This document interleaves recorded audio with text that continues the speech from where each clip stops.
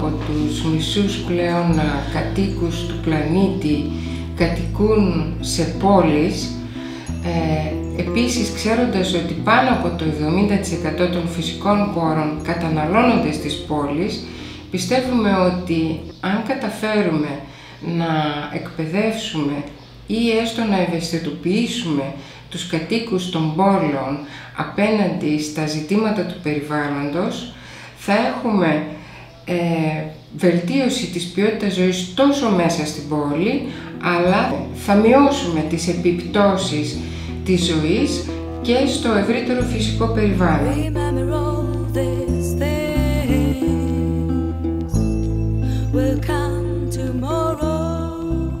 Το πρόγραμμα αυτό λειτουργεί σαν να αποκτήσουν τα σχολεία μια καλή πρακτική πώς γνωρίζουμε τη γειτονιά μας.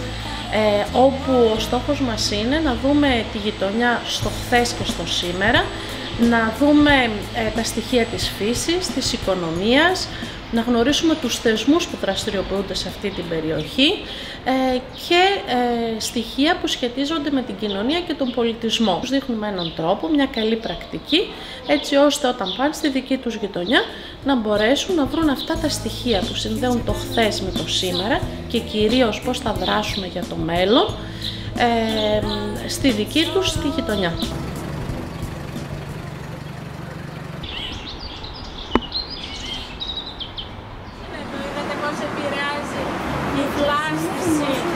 Το θόρυβο, γιατί πάλι δίπλα είχε δρόμο, αλλά δεν ακουγόταν τίποτα.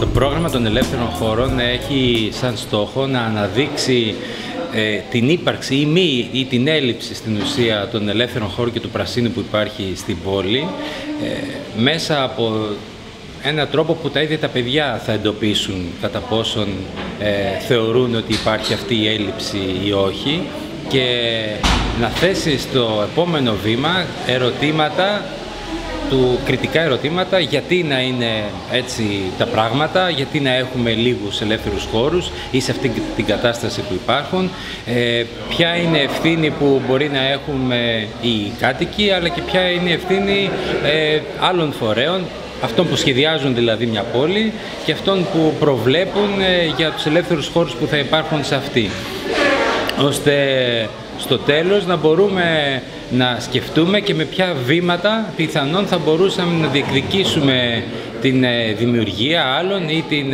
βελτίωση αυτών που ήδη υπάρχουν και να βρούμε με ποιες διαδικασίες θα έχουμε συμμάχους σε αυτή την προσπάθεια.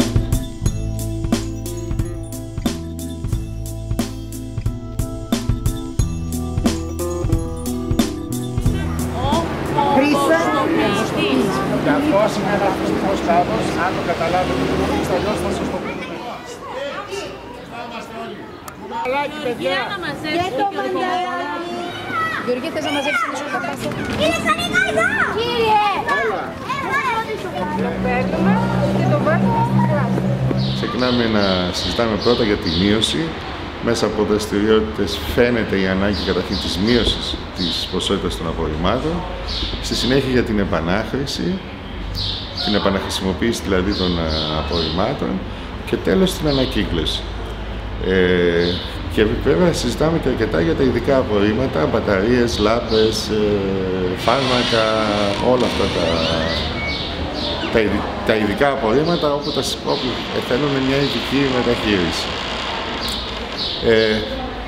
Τέλος, προτείνουμε ή συζητάμε με τα παιδιά να κάνουμε προτάσεις τι μπορεί να αλλάξει τόσο στη συμπεριφορά τους όσο και σε συγκεκριμένο χώρο, δηλαδή στο σχολείο τους. Τι χρειάζεται να αλλάξει, ποια συμπεριφορά πρέπει να έχουν οι μαθητές, ώστε να ακολουθήσουν αυτή την πρακτική, δηλαδή μείωση, επανάχρηση, ανακύκλωση και ποιος θα συμβάλλει σε αυτό, όχι μόνο να αλλάξουν τα παιδιά την ίδια τη συμπεριφορά τους, αλλά και από το σχολείο, τι διαδικασίες χρειάζεται να κάνει το σχολείο για να συμβεί αυτό. Έχει το νερό! Νερό χώρα. Σιγά σιγά μεγάλο και απλωνόταν.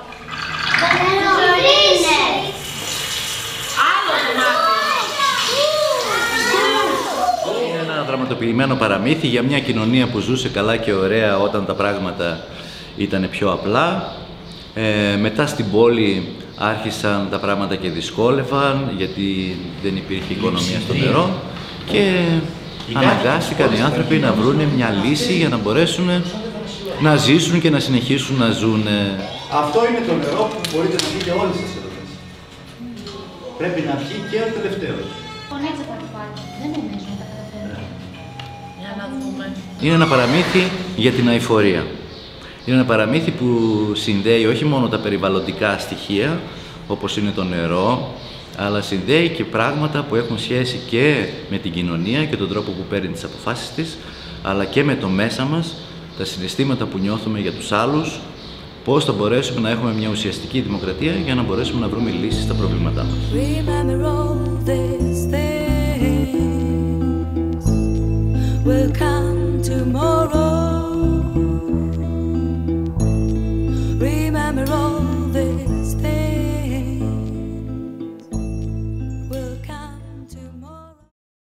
Έχει πολύ ενδιαφέρον η διαμόρφωση, ο σχεδιασμός και η διαμόρφωση του προγράμματος του Κέντρου Περιβαλλοντικής Εκπαίδευσης από μια ευρύτερη ομάδα ανθρώπων που είναι η παιδαγωγική του ομάδα. Μια ομάδα 5 εκπαιδευτικών διαφορετικών ειδικοτήτων και από διαφορετικές βαθμίδες εκπαίδευσης. Πράγμα που σημαίνει ότι η εκπαιδευτική διαδικασία εμπλουτίζεται πάρα πολύ με την οπτική που έχουν εκπαιδευτικοί από διαφορετικές βαθμίδες εκπαίδευσης, αλλά και από διαφορετικές ειδικότητες. Εφαρμοστεί αρκετές φορές πιλωτικά. Στη συνέχεια το εντάσσουμε στα επίσημα προγράμματα του ΚΠΕ. Δηλαδή μπορεί και μία ολόκληρη χρονιά να ασχοληθούμε για το πώς θα σχεδιαστεί ένα νέο πρόγραμμα και πώς θα φτάσει στην οριστική μορφή υλοποίησης, αφού γίνουν πάρα πολλές δοκιμές. Μπορεί να διαφωνούμε και να διαφωνούμε μερικές φορές έντονα.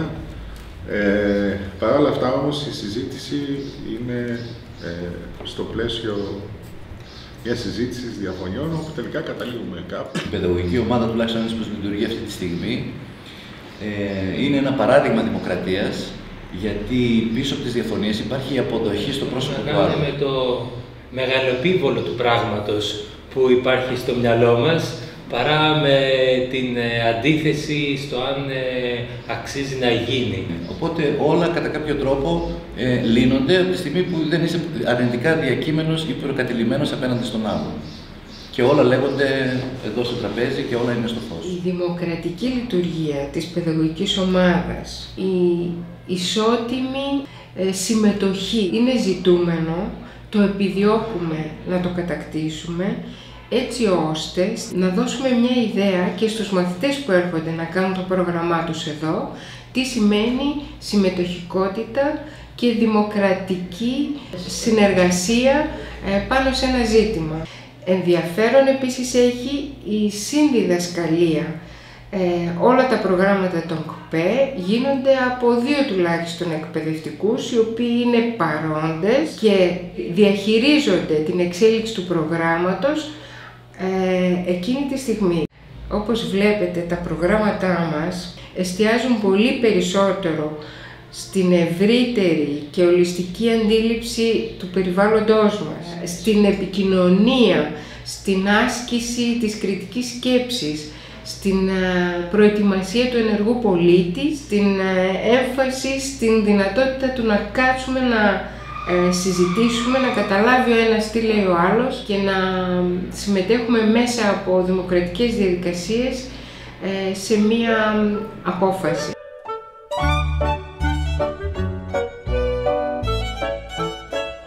Έχει γίνει θεσμός αυτή η προσπάθεια. Το Δημοτικό Συμβούλιο γεμίζει με νέους, με ευαισθησίες, με προβληματισμό και με όνειρα να φτιάξουν τις πόλεις τους, τις γειτονιές τους, τα σχολεία τους καλύτερα. Άρα το να μάθουμε πώς θέλουν να είναι αυτός ο χώρος, τι να έχει, τι υποδομές, τι να καλύπτει από τις ανάγκες τους, από τις δραστηριότητες τους, είναι για μας ένα σημαντικό κεφάλαιο που θα πρέπει να το γνωρίζουμε. Τα παιδιά παρέστησαν στο Δημοτικό Συμβούλιο και εξέθεσαν το όραμά τους για ένα μητροπολιτικό πάρκο πρασίνου, ψυχαγωγίας, εκπαίδευσης και πολιτισμού. Η πόλη να λειτουργήσει πραγματικά ως πεδίο συνεργασίας, επικοινωνίας για την ανάδειξη του οράματος της βιωσιμότητας. Για όλους, για ανάπηρους, τα ταξίδια, τυφλούς,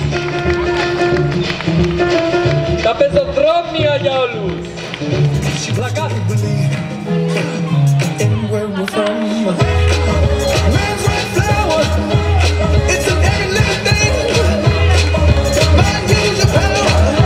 Ασπίδα!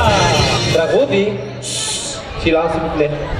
Αν είναι κάτι που κατάστρεψε τη γη μας, ο άνθρωπος ευθύνεται για όλα αυτά. Είναι ασυνείδητος, δεν ξέρει τι σημαίνει. Χωρίς τη φύση δεν υπάρχει ομορφιά. Το περιβάλλον πρόσεχε, αυτό είναι η ζωή μας. Ανάτρεψε όλους εμάς. Υπάρχει αυτή η δυνατότητα μέσω των δικτύων, δηλαδή δίκτυα που συντονίζουν είτε τα ΚΠΕ είτε οι υπεύθυνοι, να έχουμε στενή συνεργασία για τις δράσεις του δικτύου, για την επιμόρφωση των εκπαιδευτικών, όπως επίσης και σαν αυτό που γίνεται σήμερα στο μαθητικό συνέδριο. Πράγματι, χωρίς το ΚΠΕ δεν θα μπορούσαμε να έχουμε αυτή την πολύ σημαντική παράμετρο, δηλαδή την επικοινωνία και τη συνεργασία τόσο ηλεκτρονικά αλλά κυρίως βιωματικά όπως γίνεται εδώ σήμερα, σχολικών μονάδων από όλη την Ελλάδα.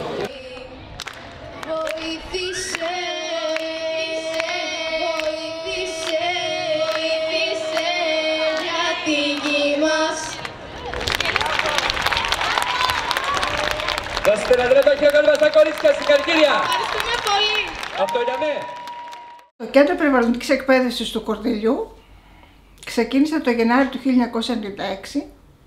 Μετά το Κέντρο Περιβαλλοντικής Εκπαίδευσης της Κλητορίας, που ήταν επαρχιακού τύπου, και το Κέντρο Περιβαλλοντικής Εκπαίδευσης της Αργυρούπολης, που ήταν αστικού τύπου. Και το κέντρο, το ΚΠΕ του Κορδελιού, ήταν αστικού τύπου.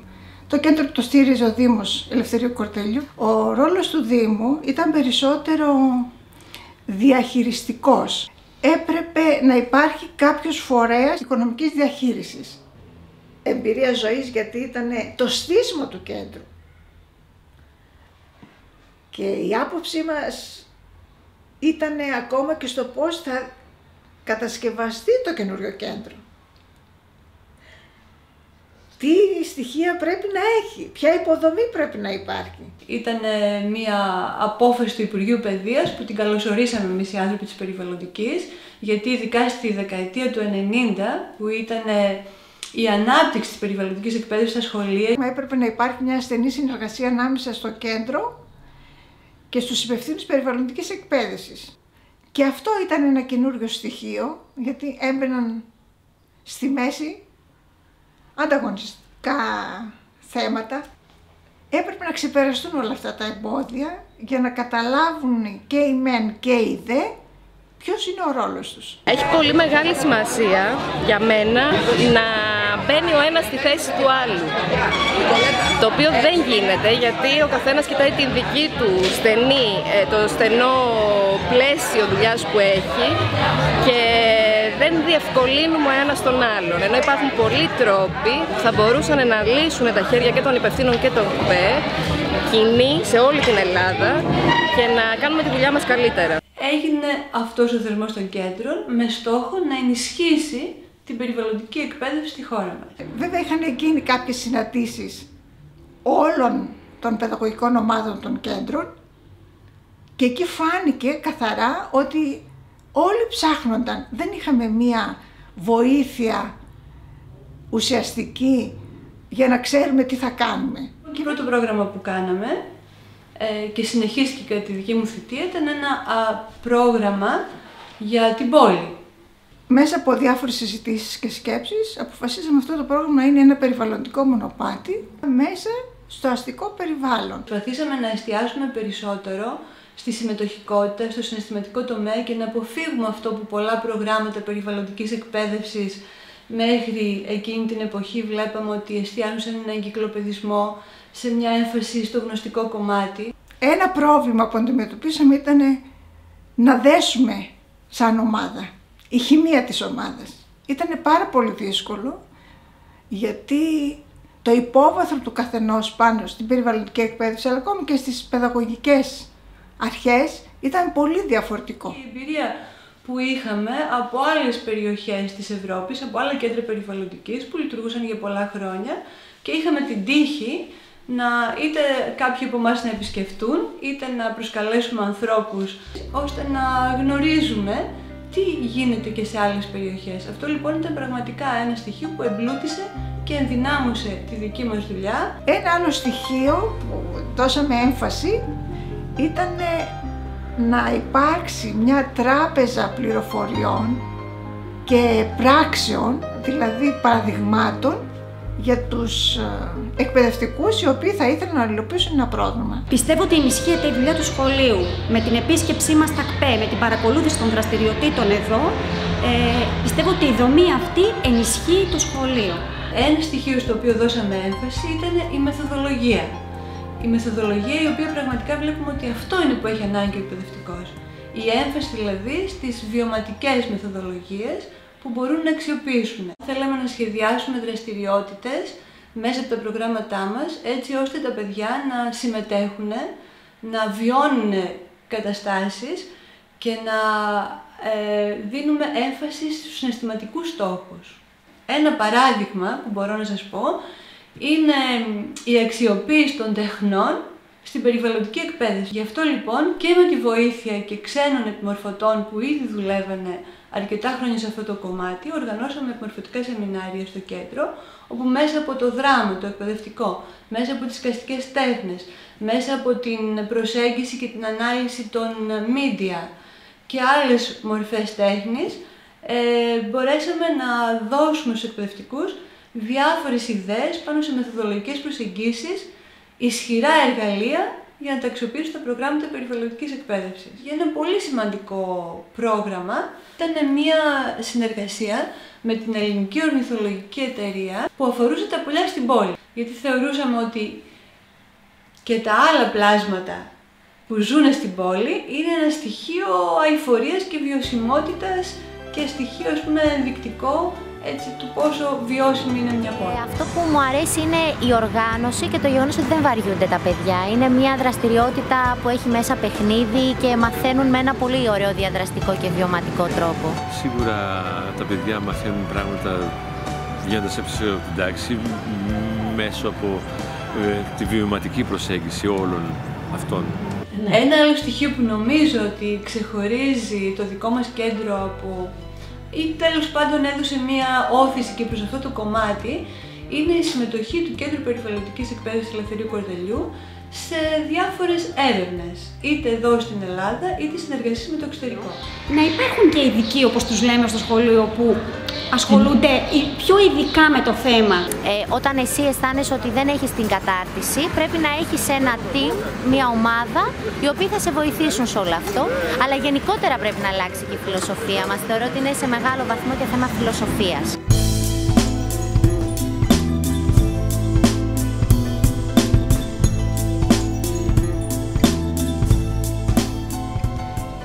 Καταρχήν, το κέντρο είχε μια καλή υποδομή και επειδή υπηρέτησαν και καλοί συνάδελφοι, είχαν αφήσει και το στίγμα της ένα πραγματικό καλό στίγμα. Το 1997 έγινε η εκπαίδευση για την αειφορία. Άρα δική μου ακριβώς έτσι σκέψη ήταν ποια προσέγγιση πρέπει να γίνει, ποια διδακτική πρέπει να εφαρμοστεί εάν θέσω την αειφορία με κοινωνικούς όρους, με μια κοινωνικά κριτικού τύπου εκπαίδευση, τι παρατηρώ, τι περιγράφω, πώς το ερμηνεύω, ποιοι είναι οι θεσμοί που υπηρετούν αυτό το πράγμα και εγώ ως μαθητής, ως εκπαιδευτικός, τι μπορώ να κάνω. Δηλαδή η συστημική του παρατηρητή είχε πολύ μεγάλη απήχηση στους εκπαιδευτικούς γιατί ήταν πρακτικά εύκολη, ήταν μεστή από νόημα και ανταποκρινόταν στις ανάγκες και στις επιθυμίες των συναδέλφων, αλλά και του αντικειμένου που ήταν το περιβαλλοντικό θέμα. Και το πρώτο που έμελε σε μένα ως υπεύθυνος ήταν η δυναμική της ομάδας που είχαμε. Ξέραμε πολύ καλά ότι πρέπει να πάρουμε πολλά σχολεία, να διαδώσουμε, να διαχυθεί η περιβαλλοντική εκπαίδευση ως εκπαιδευτική διαδικασία. Το δεύτερο είναι να παράγουμε υλικό. Το τρίτο ήταν να έχουμε επιμορφωτική δραστηριότητα. Διοργανώνει ένα ΚΠΕ επιμορφωτικά σεμινάρια για τους εκπαιδευτικούς, έτσι ώστε να τους ενδυναμώσει στην ανάληψη και υλοποίηση προγραμμάτων περιβαλλοντικής εκπαίδευσης με τους μαθητές τους σε όλη τη διάρκεια της σχολικής χρονιάς. Είχαμε δώσει το στίγμα μας για την διδακτική μας, ήταν η κοινωνικά κριτικού τύπου. Ξεφύγαμε λίγο από την επιστήμη, δεν μας ενδιέφερε. Το δεύτερο ήταν ότι μιλάμε πλέον για την πραγματικότητα έτσι όπως την βιώνουμε στην καθημερινότητά μας. Και το τρίτο ήταν όλα αυτά να γίνονται ευχάριστα, γνωρίζοντας ότι η παιδαγωγική είναι η τέχνη των ορίων. Ναι. Γίνεται πολύ καλή δουλειά από τους ανθρώπους που δουλεύουν εκεί και πολλοί βοηθάνε τους εκπαιδευτικούς. Κάνουν τη δουλειά και την χρησιμοποιούμε εμείς. Το ΚΠΕ είναι ένας χώρος που έχουμε μια σχέση πολύ ιδιαίτερη.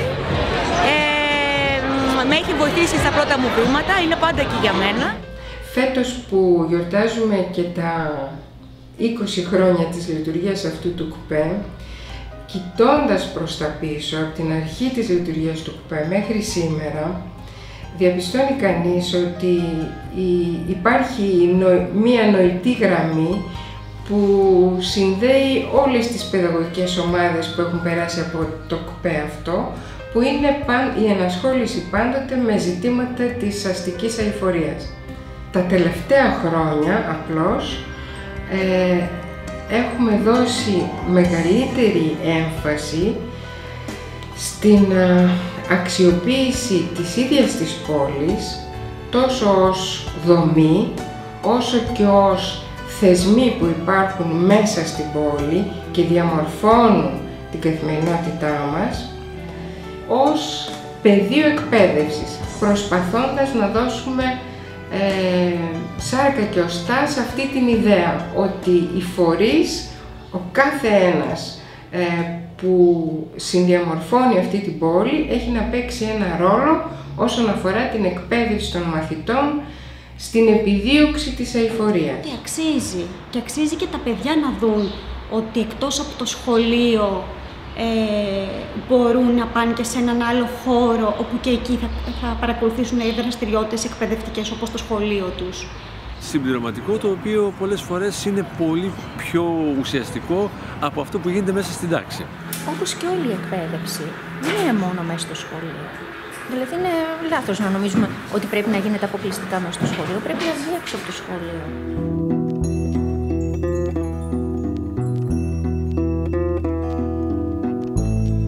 Remember all these things will come tomorrow. Πιστεύω ότι τα κέντρα περιβαλλοντικής φτάνουν το κομμάτι της ευαισθητοποίησης, αλλά στο να φτάσουμε στο να αλλάξουμε και τις συμπεριφορές χρειάζεται μια άλλου είδους, ας πούμε έτσι, δράση. Θα πρότεινα, σαν μια εξέλιξη της δουλειάς που γίνεται στα κέντρα, η συνεργασία με το σχολείο. Δηλαδή το πρόγραμμα που κάνουν τα παιδιά εκεί να έχει μια σύνδεση με αυτό που σε πιο μακροπρόθεσμο και μεγαλύτερο χρονικό διάστημα γίνεται στο σχολείο, ώστε να στοχεύσουμε και σε αυτή, ας πούμε, την επιρροή για μια καλύτερη φιλοπεριβαλλοντική συμπεριφορά. Έτσι υπάρχει μια αμεσότητα. Δεν έρχεται ένας να επιμορφωθεί, φεύγει και τελείωσε, να έχει μια συνεχή ανταλλαγή σκέψης, προβληματισμού με τους εκπαιδευτικούς.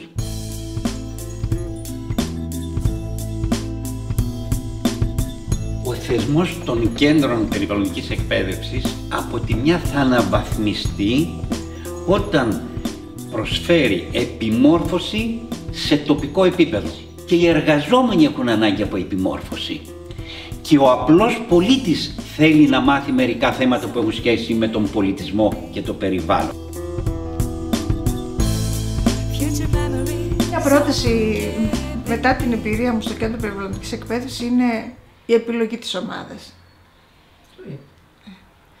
Δηλαδή, κατά τη γνώμη μου, πρέπει το Υπουργείο Παιδείας να ορίζει τον υπεύθυνο, άντε και τον αναπληρωτή υπεύθυνο. Από εκεί και ύστερα όμως οι εκπαιδευτικοί που θα συστήσουν την ομάδα θα έπρεπε να έχουν τη σύμφωνη γνώμη και του υπευθύνου.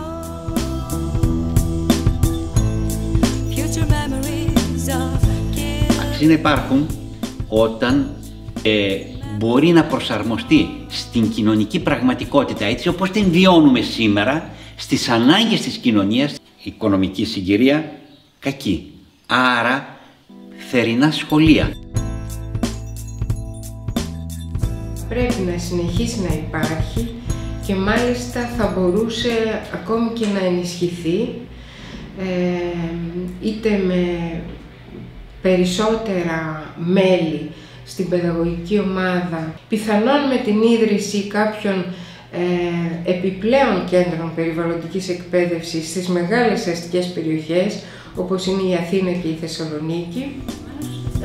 Πιστεύω ότι τα κέντρα θα πρέπει να είναι ένας θεσμός υπό εξέλιξη, στηριζόμενος στην πολύ καλή δουλειά που έχουν κάνει μέχρι τώρα, αξιολογώντας την πιθανά με ένα πιο συστηματικό τρόπο και εξελίσσοντάς την όσο γίνεται καλύτερα στο μέλλον.